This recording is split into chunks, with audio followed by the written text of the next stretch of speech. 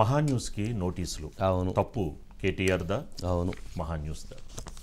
ఇది కేటీఆర్ గారు మహాన్యూస్కు పంపించినటువంటి లీగల్ నోటీస్. మహాన్యూస్ది ఇక్కడ ఇక్కడ మహాన్యూస్ లీగల్ నోటీసు, మహాన్యూస్ వీటికి సంబంధించినటువంటి దాదాపు ఒక ఎన్ని పేజీలు, ఆల్మోస్ట్ 5 పేజీలతో కూడినటువంటి లీగల్ నోటీస్ని పంపించారు.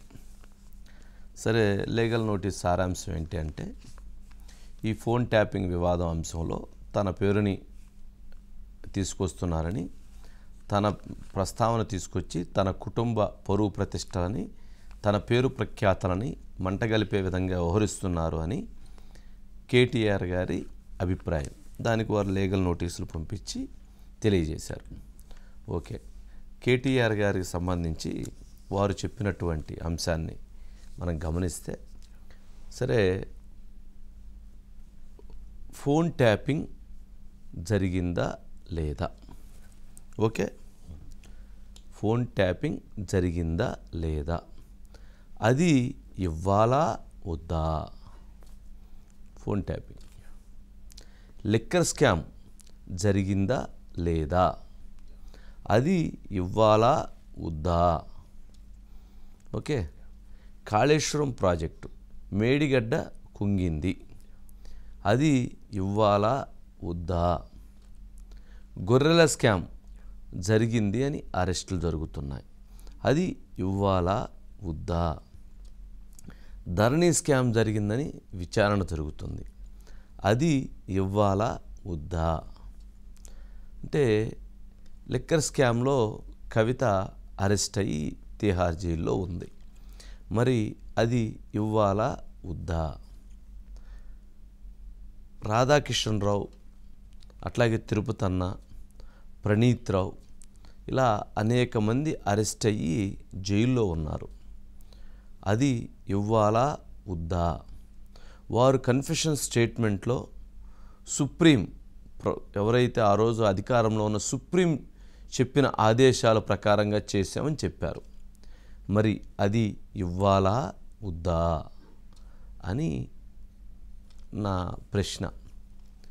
ఎందుకంటే కేటీఆర్ గారు లీగల్ నోటీస్ పంపించడం తప్పు కాదు, అది ఆయన స్వేచ్ఛకి ఆయనకి భంగం కలుగుతుందని భావించి పంపించి ఉండవచ్చు. కానీ నా ఉద్దేశం ఏంటంటే, వారు ఏదైతే ఆ లీగల్ నోటీస్ పంపించారో, మరి ఈ ఫోన్ ట్యాపింగ్ అంశం గనక జరిగుంటే మరి అంతకంటే నేరం ఏమైనా ఉంటుందా?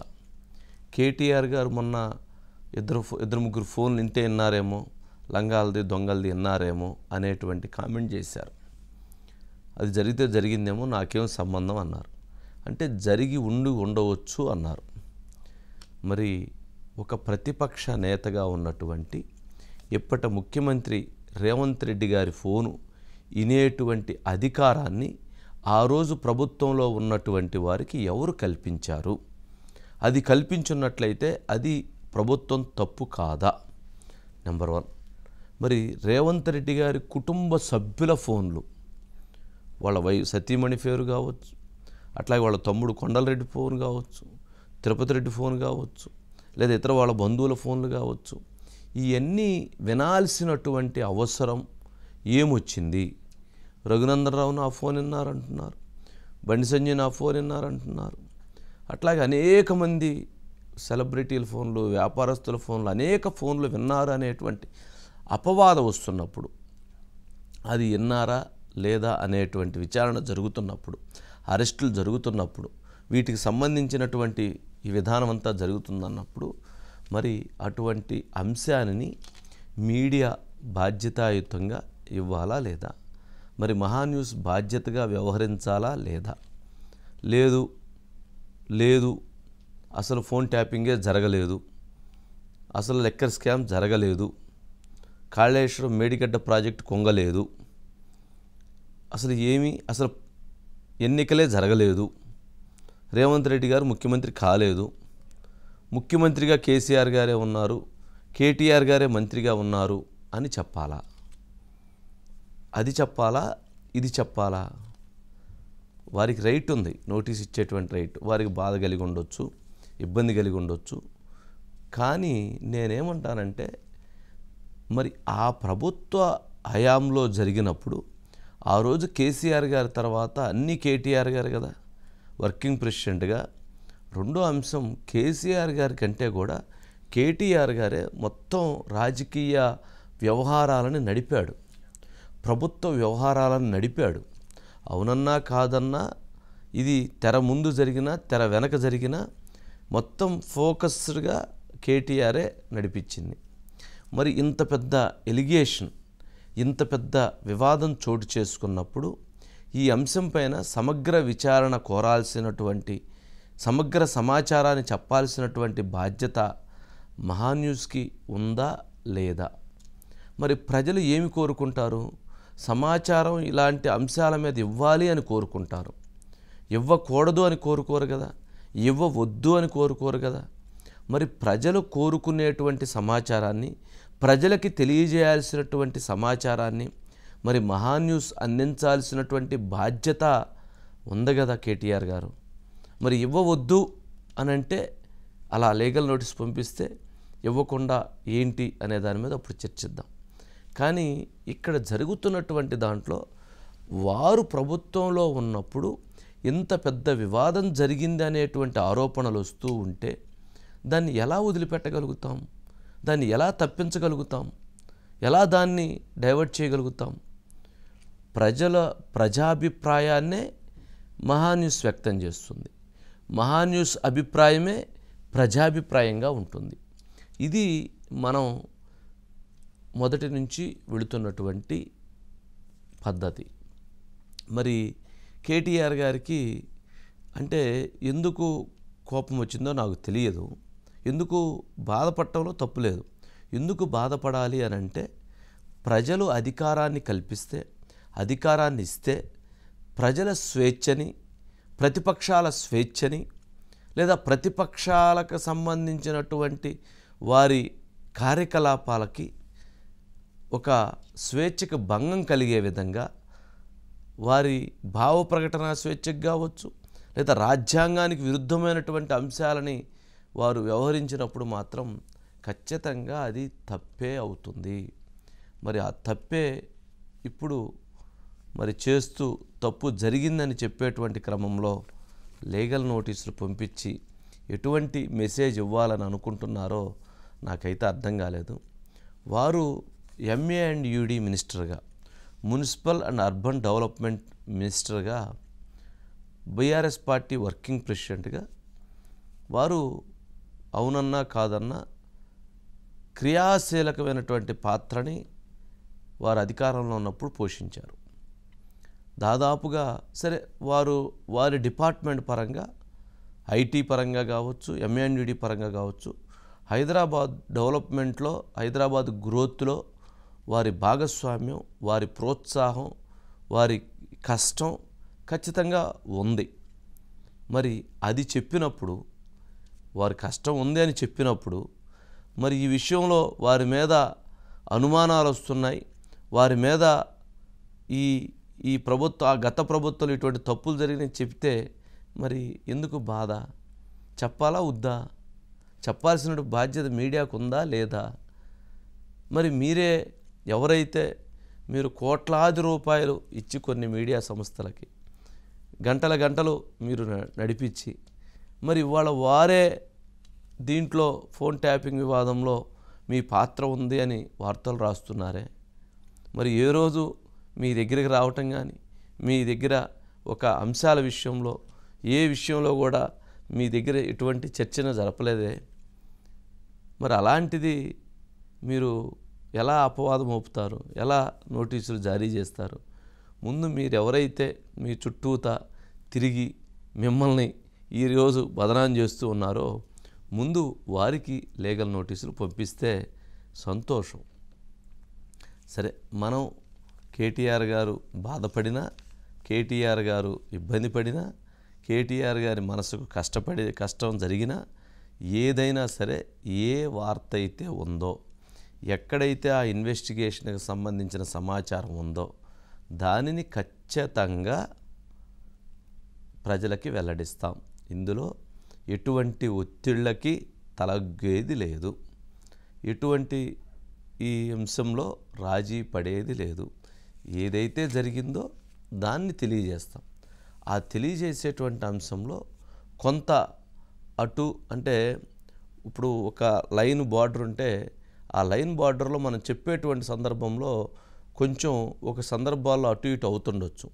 కానీ దాని ఉద్దేశాలని, అక్కడ జరిగినటువంటి అంశాలని ప్రజలకి పూర్తి స్థాయిలో తెలియజేయాలనేటువంటి బాధ్యత తప్ప మరొకటి కాదు. ఓకే, ఇది సరే వారు చెప్పినటువంటి దాంట్లో ఇట్లాంటివన్నీ ఉన్నాయి. ఇప్పుడు మరి ముఖ్యమంత్రి గారు ఏమంటున్నారు, రేవంత్ రెడ్డి గారు, ఈ ఫోన్ ట్యాపింగ్ వివాదం అంశంలో ఖచ్చితంగా ఆ రోజు ఉన్నటువంటి వారందరూ తప్పులు చేశారు, దీని వెనక చాలా పెద్ద ఎత్తున కుట్ర జరిగిందని ఆ క్యాబినెట్లో ఉన్న మంత్రులు కావచ్చు, ఆ పార్టీలో ఉన్నటువంటి నేతలు కావచ్చు చెప్తూ వస్తున్నారు. మరి అంతటి సమాచారాన్ని ప్రభుత్వంలో ఉన్నటువంటి వారు తెలియజేస్తూ, ఎవరైతే గతంలో ఇన్వెస్టిగేషన్లో ఉన్నటువంటి వారందరూ కూడా అరెస్ట్లు అయ్యి వాళ్ళు కన్ఫెషన్ స్టేట్మెంట్లో మేము ఈ తప్పులు చేశాం, మాకు ఈ తప్పు చేయించారు, మాకు ఇదిగా ఇవన్నీ వీళ్ళు చెప్పారు, ఇవన్నీ చెప్పటం ద్వారా మేము చేశాము అని చెప్తూ ఉన్నారు అని అంటే ఏంటి దాని అర్థం? ఎవరు చెప్పారు? సుప్రీం ఎవరు? బీఆర్ఎస్ పార్టీకి కేసీఆర్ గారు అనుకుంటే మరి కేటీఆర్ గారికి తెలవకుండా ఇవన్నీ జరగవు కదా అనేటువంటి ప్రశ్న ఉత్పన్నమవుతుంది కదా. అంటే ఇక్కడ వారి ఆవేదనలో అర్థం ఉంటే వారు ఇంకొక రకంగా చెప్పుండాలి. ఇటువంటి ఫోన్ ట్యాపింగ్లో ఎక్కడైనా నా పాత్ర ఉన్నట్టుగా తేలితే నేను రాజకీయాన్ని పూర్తిగా వదిలిపెట్టేస్తానని చెప్పడంలో తప్పులేదు. సవాల్ చేయొచ్చు, రేవంత్ రెడ్డి గారికి సవాల్కి ఇసిరేయచ్చు. మరి రాజకీయంగా అసలు నేను తప్పుకుంటానని చెప్పొచ్చు, లేదా బీఆర్ఎస్ పార్టీని మూసేస్తామని చెప్పొచ్చు. ఏది దీంతో మాకు సంబంధం లేదు అని అంటే మరి అలాంటి దానికి సిట్టింగ్ జడ్జితో విచారణ చేయమని కోరవచ్చు. మరి ఎందుకు కోరటం లేదు? ఎందుకు సవాల్ విసరటం లేదు? ఎందుకు రాజకీయంగా అటువంటి అంత అపప్రద వస్తుందని బాధపడుతున్నారే, అంత ఇబ్బంది కలుగుతుందని బాధపడుతున్నప్పుడు కేటీఆర్ గారు ఎందుకు ఆ విధానమైనటువంటి అంశాల్లో ముందుకు వెళ్ళలేకపోతున్నారు? ఇది ఎట్లా ఉందంటే చివరికి మేము ఏమైనా చేస్తాము, మీరు మమ్మల్ని విమర్శిస్తే లేదా మా మీద ఆరోపణ చేస్తే లేదా మా మీద వార్త రాస్తే మేము ఒప్పుకోము అని అంటే అది సమంజసమైనటువంటి అంశం కాదు. అందుకని ఈ విషయంలో సరే ఈ లీగల్ నోటీస్కి ఖచ్చితంగా సమాధానం చెప్పాల్సినటువంటి బాధ్యత మహాన్యూస్ మీద ఉంటుంది. మహాన్యూస్ ఖచ్చితంగా లీగల్ నోటీస్కి ఆన్సర్ చేస్తుంది. ఇందుట్లో న్యాయపరంగానే ఎదుర్కొందాం. అదేవిధంగా ప్రజల తీర్పు, ప్రజల అభిప్రాయాలకు అనుగుణంగానే ప్రజలకు సమాచారాన్ని అందించేటువంటి అంశంలో ఎటువంటి రాజీ లేకుండా పోరాడటం అనేటువంటిది ఆ విధంగానే ముందుకు వెళదాం అనేది నా అభిప్రాయం. ఒకసారి కేటీఆర్ గారు బయట మొన్న మాట్లాడిన బయట, ఈరోజు మాట్లాడిన బయట ఒకసారి వేయండి. చేస్తే గీస్తే ఒకడో ఇద్దరో లుచ్చగాళ్ళ ఫోన్లు ట్యాప్ చేసి ఉండొచ్చు, నాకెమెరిక కానీ చేసి ఉండొచ్చు, దొంగల లంగలి, ఎందుకంటే పోలీసుల పని అది. కానీ దానికి ఏదో పెద్ద అంతర్జాతీయ కుంభకోణం ఏందో జరిగిపోయింది, ఏమో అయిపోయింది. ఎందుకు ఇవన్నీ డ్రామాలు? చేస్తే గీస్తే నాకు ఎలాంటి ఇల్లీగల్ వ్యవహారాలతో నాకు సంబంధం లేదు. ఫోన్ ట్యాపింగ్ అని చెప్పి లీకు వీరుడు రేవంత్ రెడ్డి గారు పాపం డైరెక్ట్గా ప్రెస్ కాన్ఫరెన్స్ పెట్టే దమ్ము లేదు, డైరెక్ట్గా ఆధారాలు ప్రజల ముందు పెట్టే దమ్ము లేదు. ఏముందో విషయం ఎవరికి తెలియదు. పోలీస్ రిమాండ్లో ఉన్న వాళ్ళకి కూడా ఫోన్లకు వెళ్ళి మీకు లీకులు వస్తాయి. ఈయన లీకు వీరుడు. మరి లీకు వీరుడు ఏదో కష్టపడి నా క్యారెక్టర్ అసాసినేషన్ చేయాలనే ప్రయత్నంలో చాలా బలంగా ఉన్నాడు. ఎవరో హీరోయిన్లను నేను బెదిరించిన అంటది ఆ మంత్రి. ఆమెకు నెత్తుందా లేదా నాకు తెలియదు. నాకు అంత కర్మ ఏంది, నాకు ఈ దిక్కుమాలిన పనులు చేయాల్సిన పరిస్థితి ఏంది, నాకు ఎలాంటి ఫోన్ ట్యాపింగ్ వ్యవహారంతో నాకు ఎలాంటి సంబంధము లేదు. ఈ అడ్డమైన మాటలు ఎవరైనా మాట్లాడితే, చెత్త మాటలు ఎవరైనా మాట్లాడితే వారు మంత్రి అయినా ముఖ్యమంత్రి అయినా తాట తీస్తాము, లీగల్గానే చూసుకుంటాం. తాట తీస్తామంటే మళ్ళీ మీరు ఇదే యూట్యూబ్లో తమ్మునీళ్ళు పెట్టి తాట తీస్తామన్నాడు, ఈయనకు అహంకారం ఎక్కువ అని చూపెట్టకూరి. అదే వినండి, తొందరపడకండి. తప్పకుండా లీగల్గానే ఎదుర్కొంటాం, న్యాయపరంగానే ఎదుర్కొంటాం. మాకు ఎవరిని బెదిరించాల్సిన అవసరం కానీ ఎవరిని ట్యాపింగ్ చేయాల్సిన అవసరం కానీ లేదు. మాట్లాడుతుండే కేటీఆర్ కొద్ది మంది విన్నామని. ఏం పనే మంది సంసారాలలో ఏలు పెట్టి చూసే పని మీకు? ఎవరన్నా సిగ్గునోడు అట్లా మాట్లాడతాడా? ఇంటే విన్నాం కొంతమంది ఫోన్లు. ఇంటే ఏమవుతుందంట? ఇంటే ఏమవుతుంది? అదే అవుతుంది. చెర్లపల్లిలో చిప్పకూడి తినాల్సి వస్తుంది. ఇప్పుడు వాళ్ళు చెప్పినట్టు ఉన్న అధికారులు ఈ రోజు ఊచలు లెక్క పెడుతున్నారు. ఇవాళ కేసులలో ఇరుక్కున్న వాళ్ళని అయ్యో పాపం అని కూడా అంటలేరు. వాళ్ళు చేసినాం ఇట్లనే చేస్తాం. ఎవడు మాట్లాడతాడు? ఊర్లలో ఆవారగాడు మాట్లాడతాడు, తాగుపోతాడు మాట్లాడతాం. గట్లనే చేస్తాం, మేము బజార్లో బట్టలు ఇప్పుకొని తిరుగుతాం. అయితే ఏందని ఊర్లలో అన్నారు. సేమ్ కేటీఆర్ కూడా బర్తెగించిన అచ్చో సాంబోతు లాగా మాట్లాడుతుండ్రు.